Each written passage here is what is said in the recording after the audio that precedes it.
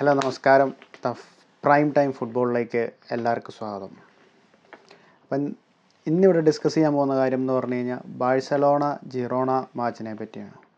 അപ്പം ബാഴ്സലോണ 2-1 ജിറോണയെ തോൽപ്പിച്ചു. 19th minute വിന്നറാണ്. അതും ക്യാപ്റ്റൻ അറൂഹോ.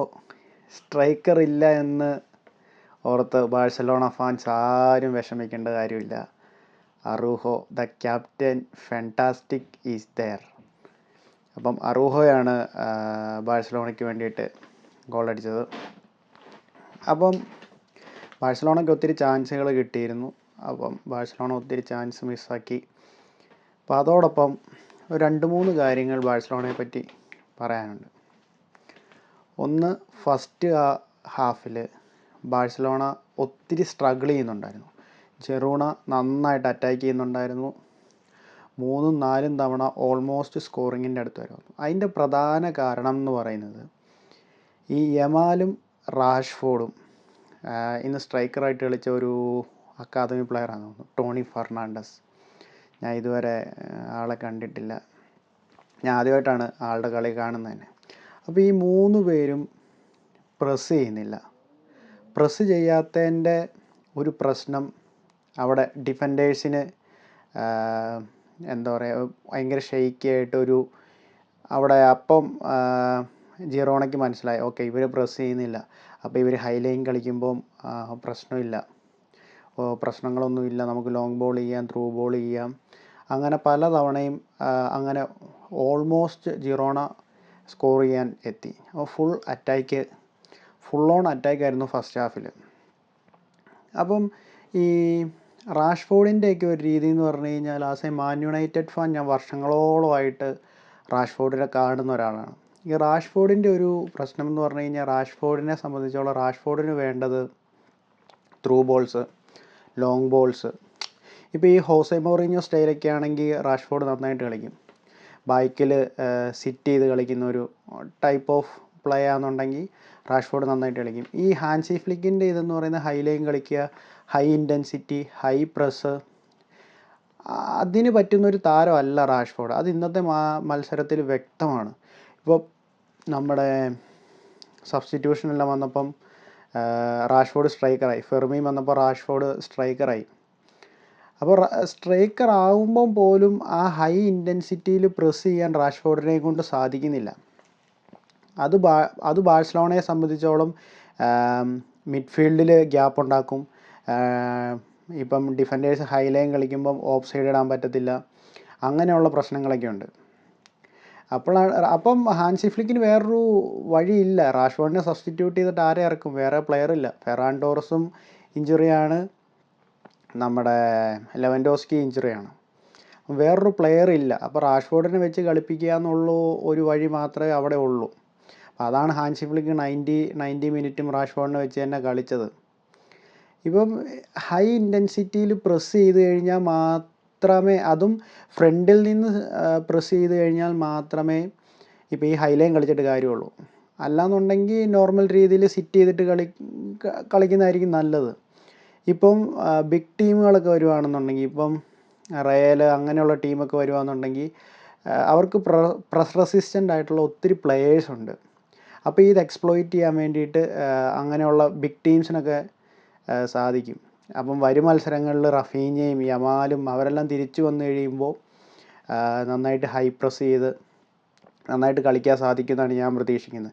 കാരണം കഴിഞ്ഞ സീസണിൽ ഞാൻ ബാഴ്സലോണയുടെ കളി കാണുമ്പോൾ റഫീഞ്ഞയും യമാലും ഫെർമീൻ ഇല്ലെങ്കിൽ ഡാനി ഓൾമോയും ലെവൻഡോസ്കിയും എല്ലാവരും നന്നായിട്ട് പ്രസ് ചെയ്യുന്നുണ്ടായിരുന്നു. ലെവൻഡോസ്കി ആണെങ്കിലും ഡീപ്പായിട്ട് ഇറങ്ങി വന്നിട്ട് ബോൾ എടുക്കുന്നുണ്ടായിരുന്നു. അപ്പോൾ വിങ്ങേഴ്സിന് നല്ല സ്പേസ് കിട്ടുന്നുണ്ടായിരുന്നു. അപ്പോൾ ഈ തവണ അതൊക്കെ കുറവാണ്. ഇപ്പോൾ എല്ലാവരും ഇഞ്ചുറി ആയിപ്പോയി. അതാണ് ബാഴ്സലോണയുടെ സത്യം പറഞ്ഞു കഴിഞ്ഞാൽ ഒരു പ്രശ്നമായിട്ട് എനിക്ക് തോന്നിയത്. ജെറോണ ഫസ്റ്റ് ഹാഫിൽ നന്നായിട്ട് കളിച്ചു. എനിക്ക് തോന്നുന്നു ആക്സൽ വിറ്റ്സലാണ് ഗോൾ അടിച്ചത്. പഴയ അത്ലറ്റിക്കോ മാഡ്രിഡിൻ്റെയും ബെൽജിയത്തിൻ്റെയും ബൊറൂസിയ ഡോട്ട്മുണ്ടിലൊക്കെ കളിച്ചിട്ടുണ്ട് പുള്ളി. അപ്പം വിറ്റ്സലാണ് ഗോൾ അടിച്ചതെന്ന് എനിക്ക് തോന്നുന്നു. അപ്പം ഫസ്റ്റ് ഹാഫിൽ ജിറോണയ്ക്ക് നന്നായിട്ട് കളിക്കാൻ സാധിച്ചു.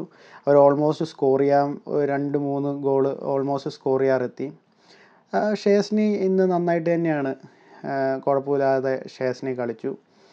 അപ്പം ഒരു 70-75 മിനിറ്റ് ആയപ്പോഴത്തേന് ഹാൻസി ഫ്ലിക്കിന് മനസ്സിലായി ഇനി കാര്യം നടക്കത്തില്ല, ഈ റാഷ്ഫോർഡിനൊന്നും വെച്ച് കാര്യം നടക്കത്തില്ല. അപ്പോൾ അറൂഹോനെ സ്ട്രൈക്കറാക്കണം. ഇപ്പം യുണൈറ്റഡിലൊക്കെ ആണെങ്കിൽ ഹാരി മഗ്വയറിനെ സ്ട്രൈക്കറായിട്ടൊക്കെ കളിപ്പിക്കും. അപ്പോൾ ആ ഒരു സ്റ്റൈലാണ് ഹാൻസി ഫ്ലിക്ക് ഇന്ന് ചെയ്തത്. അതെന്തായാലും വിജയിച്ചു എന്ന് തന്നെ പറയാം. അതിൻ്റെ അകത്ത് ബാഴ്സലോണ ഇന്ന് ജയിച്ചതിൻ്റെ 2 പ്രധാന കാരണങ്ങൾ 2 പ്ലെയേഴ്സാണ്. അത് ഞാൻ ഡിഫൻഡേഴ്സിനെ പറയുന്നില്ല. ഡിഫൻഡേഴ്സ് നന്നായിട്ട് കളിച്ചു, മോശമില്ലാതെ കളിച്ചു. എല്ലാവരും തന്നെ ടോപ്പ് ക്ലാസ് ആയിട്ട് തന്നെ ഇന്ന് കളിച്ചു. പെഡ്രി ആൻഡ് ഫ്രാങ്കി ഡിയോങ്, ഈ 2 പ്ലെയേഴ്സാണ് ദ എൻജിൻ ഓഫ് ബാഴ്സലോണ എന്ന് പറയുന്നത്. അതിൽ പെഡ്രി, വാട്ട് എ പ്ലെയർ. എന്താ പറയുക, അഴകാണ് പെഡ്രിയുടെ കളി കാണാൻ വേണ്ടിയിട്ട്. പ്രസ് ചെയ്യാം, എന്ത് ചെയ്തിട്ടും കാര്യമില്ല, ബോൾ കിട്ടത്തില്ല.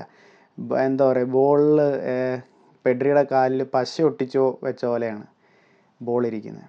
What A player, top class, word class. ഇപ്പം ഞാൻ ആലോചിക്കുമായിരുന്നു, ഇപ്പം പെഡ്രി വല്ല ഇംഗ്ലീഷ് പ്ലെയർ ആയിരുന്നെങ്കിൽ ഇപ്പം ബെല്ലിംഗ്ഹാമിനെ പോലെയും ഡെക്ലൻ റൈസിനെ പോലെയൊക്കെ ഭയങ്കര ഇംഗ്ലീഷ് മാധ്യമങ്ങൾ എടുത്ത് പൊക്കിയാനെ. അപ്പം പുള്ളി ഒരു സ്പാനിഷുകാരനായി പോയതുകൊണ്ട് മാത്രമാണ് ഇപ്പം അങ്ങനെ ഒരു അണ്ടർ റേറ്റഡ് ആയിട്ട് നിൽക്കുന്നത്. ഞാൻ അങ്ങനെ ശ്രദ്ധിച്ചിട്ടില്ല. ഇപ്പം ഞാൻ പല ആർട്ടിക്കിളും വായിക്കുന്നതാണ്. അപ്പം അങ്ങനെ പല ആർട്ടിക്കിൾ വായിക്കുമ്പോഴും ഈ പെഡ്രീനെ അങ്ങനത്തെ ഒരു ഈ വർഷമാണ് പല ആളുകളും വേൾഡ് ക്ലാസ് ആണെന്നൊക്കെ പറയുന്നത്. പോൾ സ്കോൾസ് ഒക്കെ പറയുന്നത് വേൾഡ് ക്ലാസ് ആണ്. ഇപ്പോൾ ഈ പല ഇംഗ്ലീഷ് മാധ്യമങ്ങളും അല്ലെങ്കിൽ അങ്ങനെയുള്ള മീഡിയ ഒന്നും പെഡ്രീനെ അങ്ങനെ ഒരു വേൾഡ് ക്ലാസ് മിഡ്ഫീൽഡറാണെന്നൊന്നും പറയുന്നില്ല. അതിൻ്റെ കാരണം എന്ന് പറയുന്നത് പുള്ളി ഒരു സ്പാനിഷുകാരനാണ്, അതുകൊണ്ടാണ്. ഇപ്പോൾ ഒരു ഇംഗ്ലീഷുകാരനാണെന്നുണ്ടെങ്കിൽ ഇപ്പം ഡെക്ലൻ റൈസിനെ പോലെയും ബെല്ലിംഗ്ഹാമിനെ പോലെയൊക്കെ ഞങ്ങൾ ഞങ്ങളാണ് ലോകത്തെ വലിയ മിഡ്ഫീൽഡേഴ്സ് എന്നൊക്കെ അങ്ങനെയൊക്കെ പറയായിരുന്നു. ഇപ്പം പെഡ്രി ആണ് ബാഴ്സലോണയുടെ എൻജിൻ. പെഡ്രിയും ഫ്രാങ്കി ഡിയോങ്ങും, വാട്ട് എ മിഡ്ഫീൽഡേഴ്സ്. 2 പേരും ടോപ്പ് നോച്ച് കളിയായിരുന്നു ഇന്ന്. അതിൻ്റെ അത് എടുത്തു പറയേണ്ട അവസാനത്തെ അസിസ്റ്റ് കൊടുത്ത ഫ്രാങ്കി ഡിയോങ്ങിൻ്റെ run, what a run. Full 90 minutes full ഇൻറ്റൻസിറ്റിയിൽ നന്നായിട്ട് കളിക്കും. പെഡ്രീനെ സബ്സ്റ്റിറ്റ്യൂട്ട് ചെയ്തു. അതിൻ്റെ കാരണം എന്ന് പറയുന്നത് പെഡ്രിക്ക് ചാമ്പ്യൻസ് ലീഗ് ഉണ്ട്. അപ്പം റിക്കവർ ആവണം. കാരണം പെഡ്രിക്കെതിരെ വരുന്ന ടാക്കിൾ എന്നൊക്കെ പറയുന്നത് ഭയങ്കര ഹാർഡ് ടാക്കിളാണ്. കാരണം പ്രസ് റെസിസ്റ്റൻ്റ് ആയതുകൊണ്ട് പുള്ളി സ്കില്ല് അതൊക്കെ കൂടുതൽ ഉപയോഗിക്കുന്നതുകൊണ്ട് ടാക്കിൾസ് ഭയങ്കര ഹാർഡായിരിക്കും. അപ്പം പെഡ്രീനെ നേരത്തെ തന്നെ വലിച്ചു, യമാലിനെ നേരത്തെ തന്നെ വലിച്ചു. യമാലും നന്നായിട്ട് തന്നെ കളിച്ചു. പക്ഷേ ആ പ്രസ്സിങ്ങിലെ ഇൻറ്റൻസിറ്റി മാത്രം കുറഞ്ഞതായിട്ട് എനിക്ക് ഫീൽ ചെയ്തു. അപ്പോൾ അതിൻ്റെ കാരണം എനിക്ക് തോന്നുന്നത് ഇഞ്ചുറിയിൽ നിന്ന് വന്നതേ ഉള്ളൂ. അപ്പം ചാമ്പ്യൻസ് ലീഗ് കളിക്കണം. അപ്പോൾ ഫുൾ ഇൻറ്റൻസിറ്റിയിൽ കളിച്ചു കഴിഞ്ഞാൽ ചിലപ്പോൾ ഇഞ്ചുറി വന്നാലോ എന്ന് ഒരു ചെറിയൊരു ഭയവും പേടിയൊക്കെ യമാലിന് കാണും. പിന്നെ അതുമാത്രമല്ല, പിന്നെ ഇവർ ജിറോണ ഇത്ര അറ്റാക്ക് ചെയ്യുമെന്നോ ജിറോണ ഇങ്ങനെ പ്രസ് ചെയ്യുമെന്നൊന്നും അവർ വിചാരിച്ചിട്ട് ഉണ്ടാവത്തില്ല. അതൊക്കെയാണ് മേ ബി പ്രധാന റീസണായിട്ട് എനിക്ക് തോന്നിയത്. അപ്പോൾ അതിൻ്റെ ഇടയ്ക്ക് ഹാൻസി ഫ്ലിക്കിന് റെഡ് കാർഡും കിട്ടി. അപ്പോൾ അതെന്താ പറയുക, റെഫറി ചുമ്മാ ഇടങ്ങേറാക്കുവാണ്. ചുമ്മാ ഡബിൾ യെല്ലോ കാർഡ് കൊടുത്തു. ഇനി മോസ്റ്റ് ഇമ്പോർട്ടൻറ്റ് മാച്ചായിട്ടുള്ള എൽ ക്ലാസിക്കോയിൽ ഹാൻസി ഫ്ലിക്കിന് പറ്റത്തില്ല. എന്താ പറയുക, അവിടെ യെല്ലോ കാർഡ് കൊടുക്കേണ്ട കാര്യമില്ല. അത് ആദ്യം ഫ്രാങ്കി ഡിയോങ്ങിനോട് പ്രസ് ചെയ്യാൻ വേണ്ടിയിട്ട് പുള്ളി പറയുന്നതാണത്. അപ്പം റെഫറി വിചാരിച്ച് പുള്ളിയോട് ഏതാണ്ട് മോശമായിട്ടും കണ്ട് പെരുമാറിയതാണെന്ന് വിചാരിച്ച് അകത്ത് യെല്ലോ കാർഡ് കൊടുത്തു. അതപ്പം കൺവിൻസ് ചെയ്യാൻ വേണ്ടിയിട്ട് പോയപ്പോഴത്തേനും അടുത്ത യെല്ലോ കാർഡും കൊടുത്ത് റെഡ് കാർഡാക്കി. എന്താ പറയുക, ഈ എല്ലാ റെഫറിമാരും കണക്കാണ്. ഇംഗ്ലണ്ടിലെ റെഫറിമാർ കണക്കാണ്, സ്പെയിനിലെ റെഫറിമാർ കണക്കാണ്. പറഞ്ഞിട്ട് കാര്യമില്ല.